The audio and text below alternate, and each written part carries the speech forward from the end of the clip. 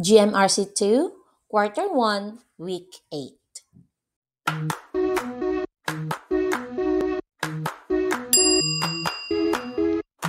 Hello, welcome to my YouTube channel. This is Chell.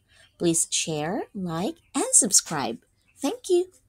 GMRC 2, Quarter 1, Week 8.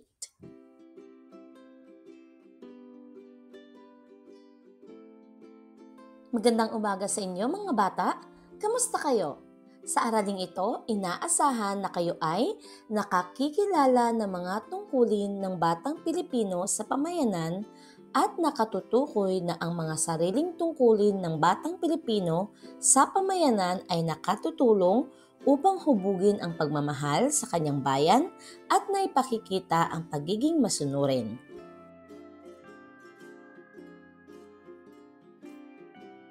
Grade 2, naaalala niyo pa ba ang ating superhero? Sino nga sila? Tama! Sila Super 2!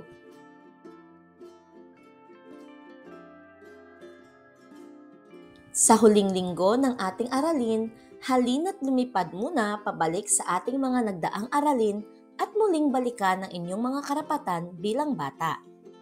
Tulungan natin silang hanapin ang mga kahon na nagpapahayag sa inyong mga karapatan bilang bata. Isulat sa iyong sagutang papel ang mga pangungusap na nagpapahayag ng iyong mga karapatan bilang bata.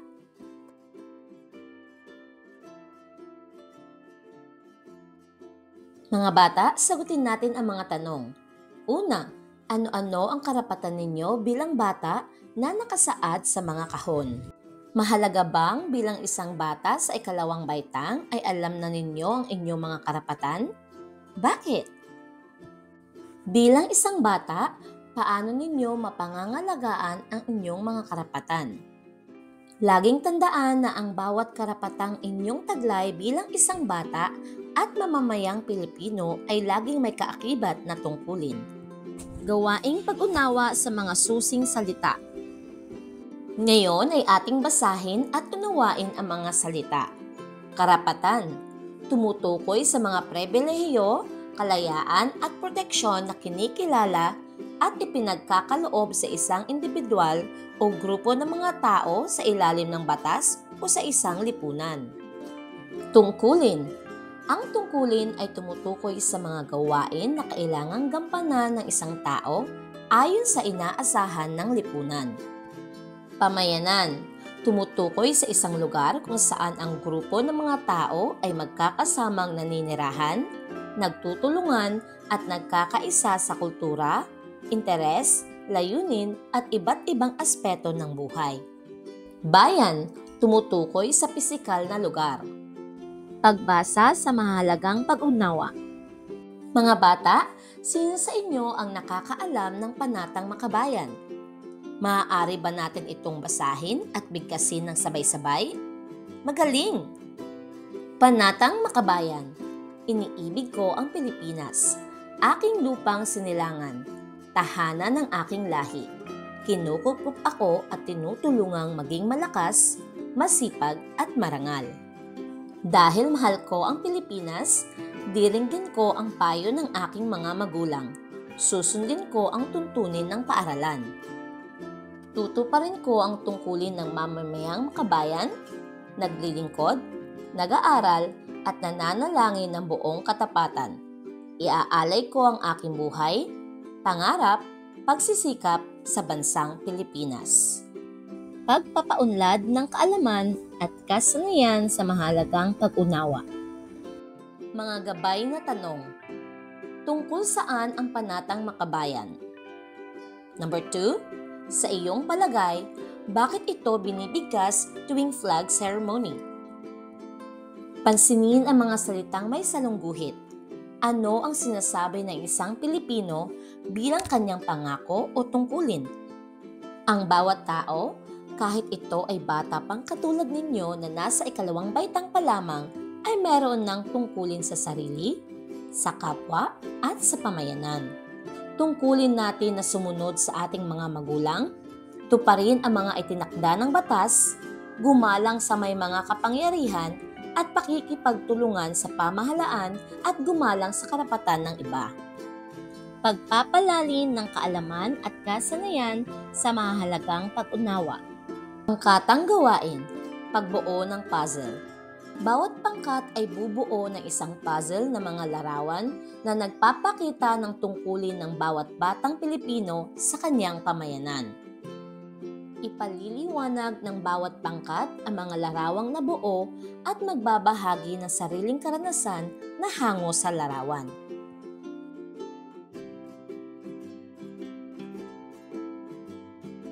Para sa unang pangkat, pangangalaga sa kapaligiran. Ikalawang pangkat, pagsunod sa batas trapiko. Para sa ikatlong pangkat, pagtatapon ng basura. At sa ikaapat na pangkat, pagtayo ng tuwid sa pag-awit ng pambansang awit ng Pilipinas.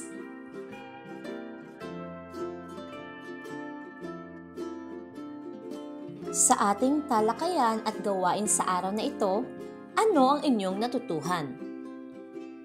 Maaari ba kayong magbigay ng mga halimbawa ng mga tungkulin ng batang kagaya ninyo sa inyong pamayanan?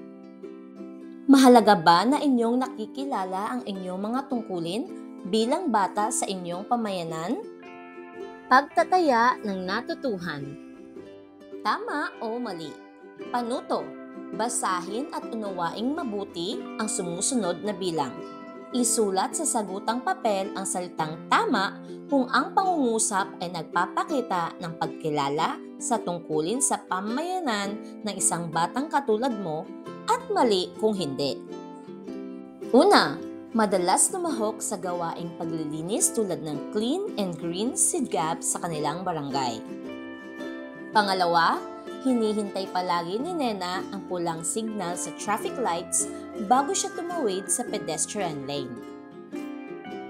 Ikatlong tanong, tuwing Sabado ay tumutulong si Lito sa kanyang ina sa paglilinis ng kanyang bakuran. Ikaapat, madalas na nakikipagtalo si Nene sa kanyang mga kalaro kapag siya ay natatalo. Ikalima, mahilig magtanim ng halaman sa kanilang bakuran si Pedro. Mga dagdag na gawain. Gamit ng isang buong papel ay gumuhit ng isang larawan na nagpapakita ng iyong magagawang pagtulong bilang isang batang Pilipino.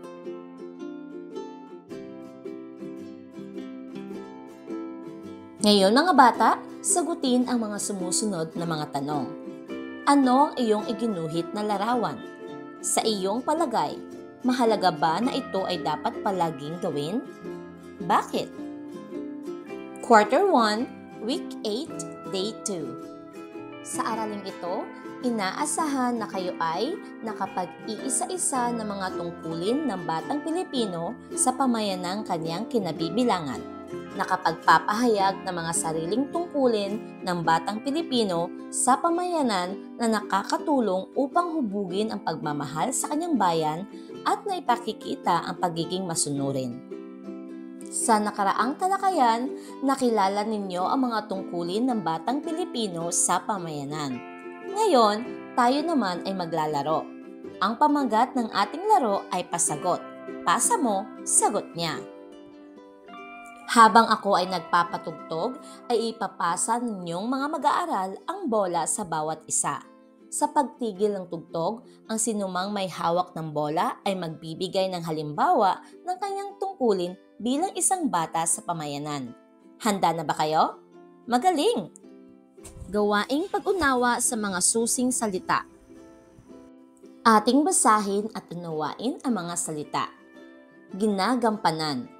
Tumutukoy sa mga tungkulin, responsibilidad o papel na isinasagawa o tinutupad ng isang tao sa isang sitwasyon tulad ng trabaho, sa pamilya o sa komunidad. Iniingatan. Tumutukoy sa pag-aalaga, pagprotekta at pagpapanatili ng isang bagay, tao o kalagayan upang maiwasan ito ay masira, mawala o mapahamak.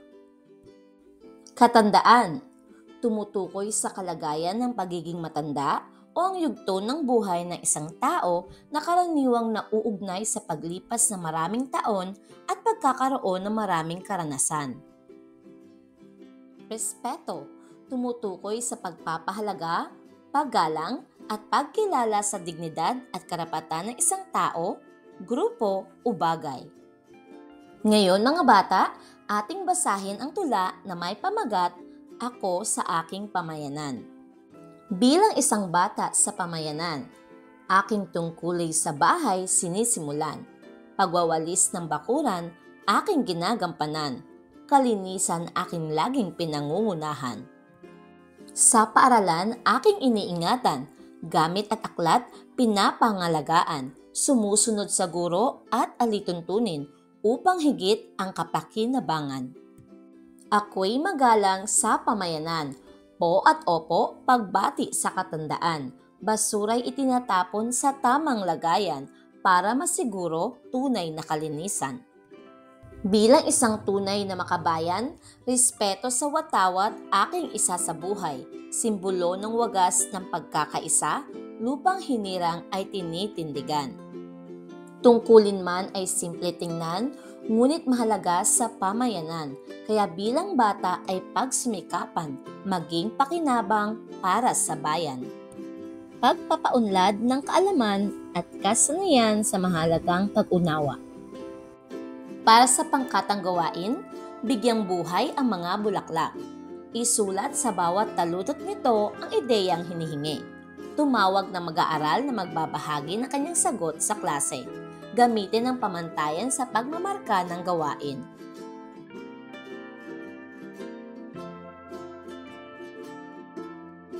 Ang pagtupad sa ating mga tungkulin sa bahay, paaralan at komunidad ay tanda ng ating pagmamahal sa bansa. Bilang mga batang Pilipino, ang inyong gampanin sa ating bayan ay mahalaga para sa kinabukasan. Ito ay isang paraan upang maipakita natin ang ating pagmamahal sa bayan. Mga bata, sa ating naging talakayan at gawain sa araw na ito, ano ang inyong natutuhan? Magbigay ng 2 o higit pang tungkulin na isang batang katulad ninyo para sa inyong pamayanan. Pagtataya ng natutuhan. Isa-isahin. Sa itaas na parte ng sagutang papel, isulat ang tahanan, paaralan at komunidad na nakahanay. Isulat sa ibaba ng tamang hanay kung saan nabibilang ang mga tungkuling nakasaad sa ibaba. Maaaring maulit ang mga pangungusap sa ibang hanay.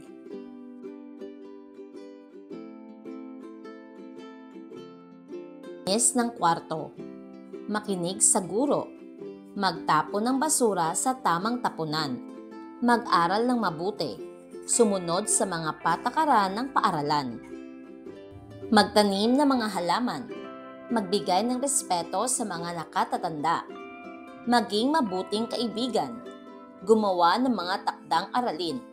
Magpakita ng paggalang sa kahit na sino. Sulat tungkulin. Sumulat ng 5 tungkulin ng batang Pilipino na iyong nasasagawa para sa iyong pamayanan. Quarter 1, Week 8, Day 3. Sa nakaraang talakayan, naisa-isa ninyo ang mga tungkulin ng batang Pilipino sa pamayanan. Ngayon, tayo naman ay maglalaro. Ang pamagat ng ating laro ay talon at kendeng. Ngayon mga bata, ang lahat ay tumayo. Tumalon ka kung ang babanggiting tungkulin ay kaya mong gawin bilang bata sa ikalawang baitang at kumending naman kung hindi. Handa na ba kayo? Magaling! Magtapon ng basura sa tamang lagayan. Magbayad ng buwis. Isuplong sa pulis ang masamang tao. Tumawid sa tamang tawiran. Sumali sa mga proyekto ng pamayanan tulad ng Clean and Green. Pagsunod sa patakaran ng kinaaanibang relihiyon. Tumulong sa nangangailangan sa panahon ng kalamidad. Pagpasok sa paaralan sa takdang oras. Pagiging palakaibigan sa ibang bata. Paggawa ng takdang aralin na ibinigay ng guro. Sa araling ito, inaasahan na kayo ay nakatutukoy ng mga tungkulin ng batang Pilipino sa pamayanan at nakapagpaliliwanag na ang mga sariling tungkulin ng batang Pilipino sa pamayanan ay makatutulong upang hubugin ang pagmamahal sa kanyang bayan at naipakikita ang pagiging masunurin. Gawaing pag-unawa sa mga susing salita. Ating basahin at unawain ang mga salita. Pagmamalasakit. Tumutukoy sa pagpapakita ng malasakit, pag-aalaga, at taos-pusong pagdamay sa kapwa. Regulasyon. Tumutukoy sa mga alituntunin o patakaran na itinatakda ng isang otoridad upang gabayan, kontrolin, o pamahalaan ang mga gawain o asal ng mga tao, organisasyon, o institusyon. Komunidad. Tumutukoy sa isang grupo ng mga tao na naninirahan sa isang tiyak na lugar at mayroong magkakatulad na interes, kultura, at mga gawain. Pagbasa sa mahalagang pag-unawa. Ngayon mga bata, hahatiin ko kayo sa 3 pangkat. Bawat pangkat ay sabay-sabay magbabasa ng talata na bahagi ng maikling kwentong ating tatalakayin. Pangungunahan ko ang pagbabasa. Matapos ay susundan ng unang pangkat para sa ikalawang talata, ang ikalawang pangkat naman ay para sa ikatlong talata, at ang ikaapat na pangkat ay sa panghuling talata. Handa na ba kayo? Magaling! Ang Batang Pilipino, Masunurin at Responsable ni Crisel B. Kemkem. Isang araw, may isang batang Pilipino na nagngangalang Juan. Si Juan ay isang mabait at masipag na bata.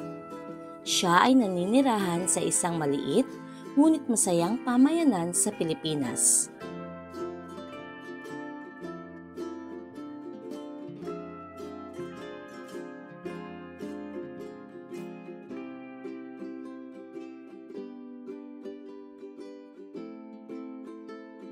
Pagpapaunlad ng kaalaman at kasanayan sa mahalagang pag-unawa. Sino ang pangunahing tauhan sa kwentong binasa? Ano ang mga tungkulin ni Juan sa kanyang tahanan? Ano ang mga tungkulin ni Juan sa paaralan? Ano ang mga tungkulin ni Juan sa kanyang komunidad? Bakit mahalaga ang pagtupad sa mga tungkulin bilang isang batang Pilipino sa pamayanan? Katulad ni Juan sa binasang kwento, sa pamamagitan ng pagtupad sa mga tungkulin bilang isang batang Pilipino sa pamayanan, tayo ay nagpapakita ng pagmamahal sa ating bayan. Ang pagiging masunurin at responsable ay nagpapakita ng kahalagahan ng pagtupad sa mga tungkulin. Naniniwala ako na tayo ay magiging katulad ni Juan, isang huwarang mamamayan na nagmamahal sa kanyang bayan at handang tumulong sa pag-unlad ng kanyang pamayanan. Pagpapalalim ng kaalaman at kasanayan sa mahalagang pag-unawa.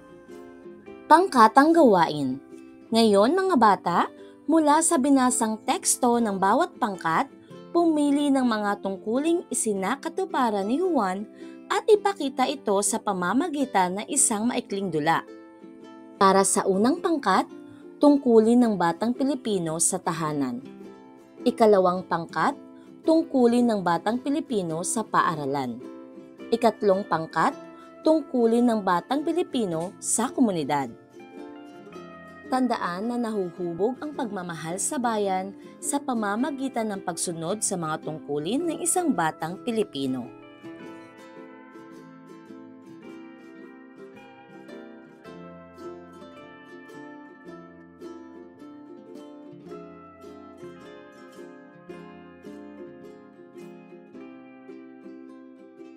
Muli mga bata, dapat tandaan ng bawat batang katulad mo na ang pagtupad sa mga tungkulin sa tahanan, paaralan at komunidad ay nagpapakita ng pagmamahal sa ating bayan. Tayo mga batang Pilipino ay may malaking papel sa pag-unlad ng ating pamayanan. Kaya't maging masunurin tayo at ipakita ang ating pagmamahal sa ating bayan sa pamamagitan ng pagtupad sa ating mga tungkulin bilang mga batang Pilipino.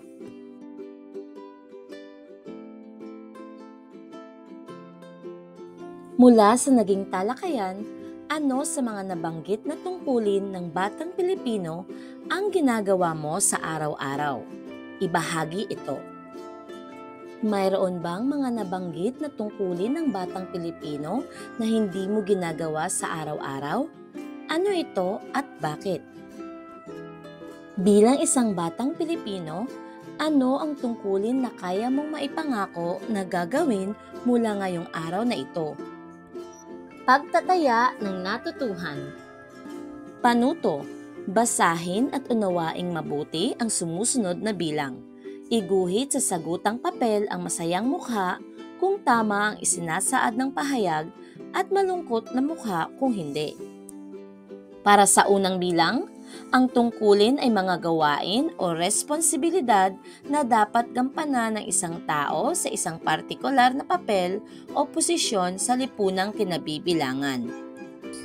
Ikalawa, hindi tungkulin ng batang Pilipino ang magsagawa ng mga gawain sa bahay tulad ng paglilinis ng kwarto at pagtulong sa pagluluto.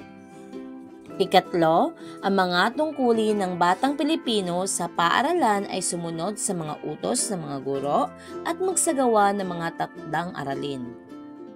Ikaapat, ang mga tungkulin ng batang Pilipino sa komunidad ay sumunod sa mga batas at regulasyon ng komunidad at magmalasakit sa kapwa. Ikalima, mahalaga ang pagtupad sa mga tungkulin bilang isang mamamayang Pilipino dahil ito ang nakatutulong sa pag-uunlad ng pamayanan. Mga dagdag na gawain. Basahin ang mga sitwasyon. Ibigay ang angkop na kilos na dapat gawin mo bilang isang bata sa ikalawang baitang. Nais mong tumawid sa kabilang kalsada, ngunit mayroong karatulang nakasulat na bawal tumawid dito. Nakita mo ang iyong kaklase na nagtapon ng balat ng candy sa daan. Habang ikaw ay naglalakad, ay narinig mo ang pagtugtog ng pambansang awit ng Pilipinas. Nakita mo ang gripo ng tubig na nakabukas at umaapaw na ang tubig sa timba.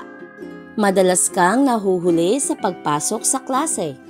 Quarter 1, Week 8, Day 4. Sa nakaraang talakayan, natukoy ninyo ang mga tungkulin ng batang Pilipino sa pamayanan. Ngayon, tukuyin ang kaugnay na tungkulin ng mga salita. Hanapin sa Hanay B ang angkop na kaugnay na tungkulin ng mga salita o parerala na nasa Hanay A. Pagtambalin ito sa pamamagitan ng pagsulat ng tamang titik sa sagutang papel. Para sa unang bilang, mabuting mag-aaral. Ikalawa, masipag na anak. Ikatlo, may malasakit sa kapwa. Ikaapat, may respetong mamamayan. At panghuli, masunuring bata. Sa araling ito, inaasahan na kayo ay nakakikilala ng mga tungkulin sa pamayanan ng batang Pilipino sa iba't ibang sitwasyon at nakapag-uugnay na ang mga sariling tungkulin ng batang Pilipino sa pamayanan ay makatutulong upang hubugin ang pagmamahal sa kanyang bayan at naipakikita ang pagiging masunurin. Ngayon mga bata, ating basahin at unawain ang mga salita. Tahanan, tumutukoy sa lugar kung saan naninirahan at nakakaramdam ng pagmamahal. Isukli, tumutukoy sa pagbabalik o pagganti ng isang bagay bilang tugon o kapalit sa ibinigay o natanggap. Patakaran, tumutukoy sa mga alituntunin, prinsipyo o moral na gabay na sinusunod ng bawat individual para sa kaayusan at kaligtasan ng lahat. Makamtan, tumutukoy sa pagkuha o pag-abot ng layunin, pangarap o anumang bagay na minimithi. Panindigan, tumutukoy sa pagtindig o hindi pagpapatinag sa mga prinsipyo, paniniwala, kilos o anumang bagay na pinanghahawakan o pinaniniwalaan. Pagbasa sa mahalagang pag-unawa. Magandang araw sa inyo mga bata. Ngayon naman ay ating basahin ang isang tula na pinamagatang Sa Mata ng Batang Pilipino ni Crisel B. Kimkim. Ang bayan ko'y mahal, ito'y aking tahanan. Bilang Pilipino, ako'y may tungkulin sa bayan. Dahil ang batang Pilipino dapat ay masunurin, kaya't ano ang tungkulin na dapat kong gawin? Ako'y mag-aaral ng mabuti upang sa bayan ay mayroong isukli, susunod sa mga tuntunin at patakaran upang payapang bayan ay makamtan. Bilang batang Pilipino, tayo'y manindigan, pagiging masunurin ay ating panindigan. Dahil dito, tayo'y magiging matagumpay, pagmamahal sa bayan at hinding maisa sa buhay. Pagpapaunlad ng kaalaman at kasanayan sa mahalagang pag-unawa. Ngayon ay sagutin natin ang mga gabay na tanong. Una, ano ang dapat ninyong gawin bilang batang Pilipino? Ikalawa, bakit mahalaga ang pagiging masunurin sa mga tungkulin? Sa inyong palagay, masasabi ba ninyong mahal ninyo ang bansang Pilipinas sa pamamagitan ng simpleng pagsunod sa mga tungkulin ng isang batang Pilipino? Ipaliwanag. Pagpapalalim ng kaalaman at kasanayan sa mahalagang pag-unawa. Pangkatang gawain. Hahatiin ko kayo sa 4 na pangkat. Buuhin ang comic strip sa pamamagitan ng pagdidikit ng mga dialogo na akma sa bawat sitwasyong ibibigay ko. Handa na ba kayo? Magaling! Para sa unang pangkat, sa tahanan. Ito ang sitwasyon para sa unang pangkat. Mayroong lakad ang inyong nanay kung kaya't siya ay nagbili ng mga gawaing bahay. Nanay, ako ay aalis bukas. Maaasahan ko ba na kayo ay kikilos dito sa ating bahay? Ate, opo inay, ako na po ang maghuhugas ng pinggan. Kuya, ako naman po ay maaasahan ninyo sa paglilinis dito sa bahay. Ikalawang pangkat, sa paaralan. Ito ang sitwasyon para sa ikalawang pangkat. Kinabukasan, pagpasok ninyo sa paaralan, ay hinanap ng inyong guro ang inyong takdang aralin. Guro, pakilabas ang inyong mga kwaderno at ibahagi ang inyong kasagutan sa ating takdang aralin. Mag-aaral A. Teacher, maaari po ba na ako ang sumagot sa number 1? Mag-aaral B. Ako naman po sa number 2, teacher. Ikatlong pangkat, sa komunidad. Ito ang sitwasyon sa pangkat 3. Pagka-uwi ninyo galing sa paaralan ay nakasalubong ninyo sa daan ang kapitan ng inyong barangay. Kapitan, may gaganaping clean and green sa Sabado. Maaari ba kayong makiisa? Mamamayan A. Opo, kapitan. Magdadala rin po ako ng walis at sako. Mamamayan B. Opo, sa labas pa lamang po ng bahay namin ay magsisimula na po akong magwalis. Para sa pangkat 4, wakas. Ito naman ang sitwasyon para sa ika-4 na pangkat. Matapos sa katuparan ang mga tungkulin sa tahanan, paaralan at komunidad, kayo ay nakaramdam ng saya. Babae, masaya pala na nagagawa natin ang ating mga tungkulin bilang isang batang Pilipino. Lalaki, tama ka! Ang kasayahang ito ay bunga ng ating pagiging masunurin.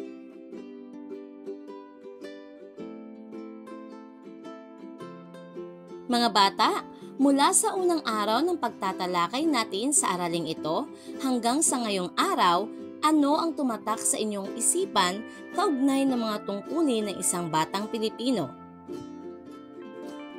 Bakit mahalagang magampanan ninyo ang inyong mga tungkulin bilang isang batang Pilipino? Ipaliwanag. Paano nahuhubog ang pagmamahal ninyo sa bayan sa pamamagitan lamang ng pagiging masunurin sa inyong mga tungkulin? Pangatwiranan. Pagtataya ng natutuhan. Panuto, basahin at unawaing mabuti ang sumusunod na katanungan. Isulat ang letra ng tamang sagot sa sagutang papel.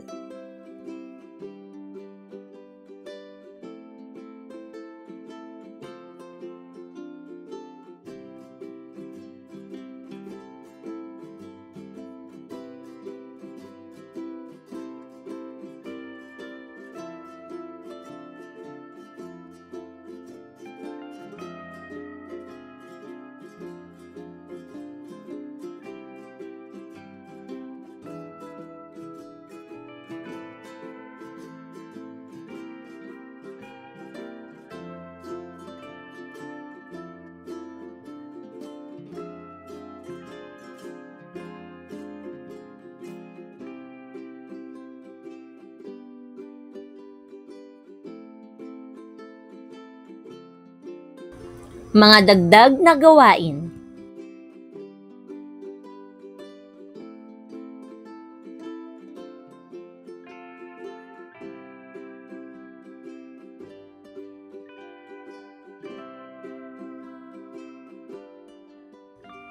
At dito nagtatapos ang ating aralin.